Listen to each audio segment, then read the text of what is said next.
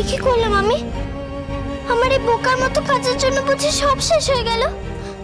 আমি রাজকন্যা, তাও লোকে আমার সঙ্গে এমন ব্যবহার করছে। আমার সঙ্গে যদি এমন ব্যবহার করে, তাহলে মিহিরের সঙ্গেও না জানি কত খারাপ ব্যবহার করছে। এসব কথা চিন্তা করে তো আমার বুক কাঁপছে। যাই, সকাল সকাল মা কি অবস্থা আছে দেখে আসি। বলো লীলাবতী, তুমি কাকে বাঁচবে, আমাকে না মেহেরকে? এ কেমন অদৃষ্ট! কাল যে আমার পরম সখা ছিল, আজ যেন তাকে সবাই চরম শত্রু বানিয়ে দিয়েছে। দেউলির যেসব মানুষেরা আমাকে ভালোবেসে আমার গলে মালা পরিয়ে দিয়েছিল, আজ তারাই আমার নামে ছিচিকার করছে।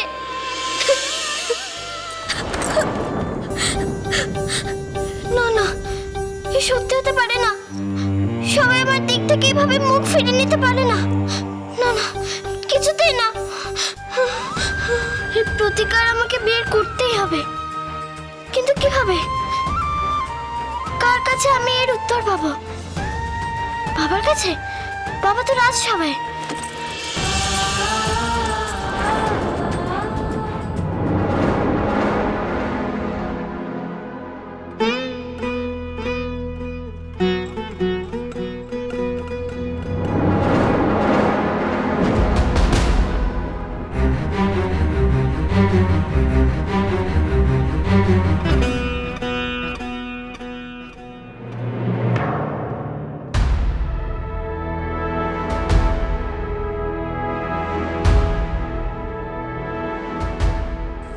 আজকেও রাজসভায় কেউ এলো না দেখছি, না সভাসদরা না পাত্রমিত্ররা।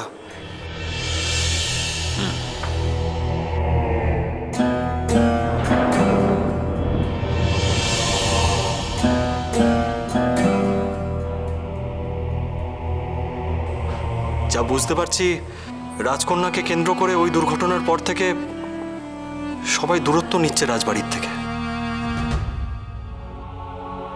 আজ তো রাজসভা একেবারে ফাঁকা।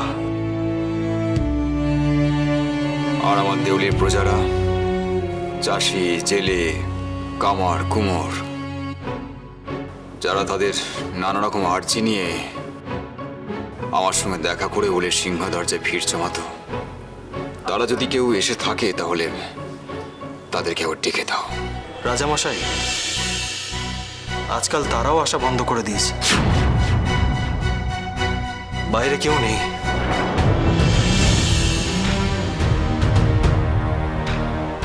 আচ্ছা, আমার জন্য আমার বাবা এত অসম্মান সহ্য করছে।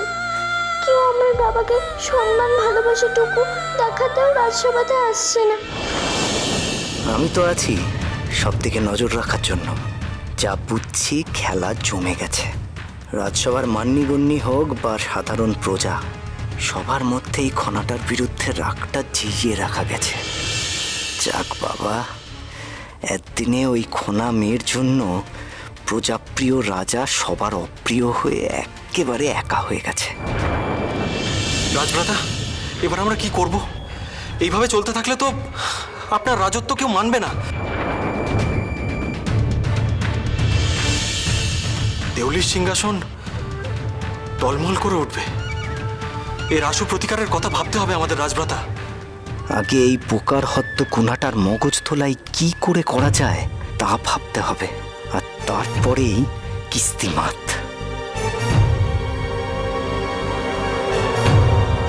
আপনি চুপ করে আছেন রাজভ্রাতা, কিছু বলুন।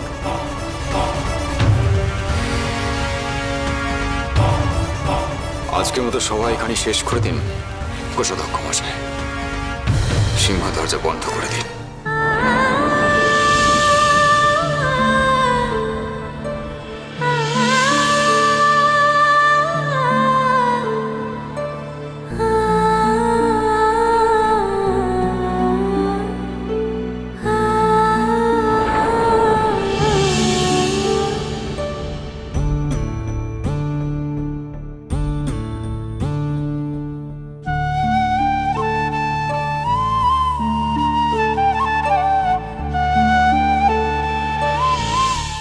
সোনার কাহিনী সোম থেকে শনি সন্ধে 7:30টায় আকাশ 8 ও প্ল্যাটফর্ম 8-এ।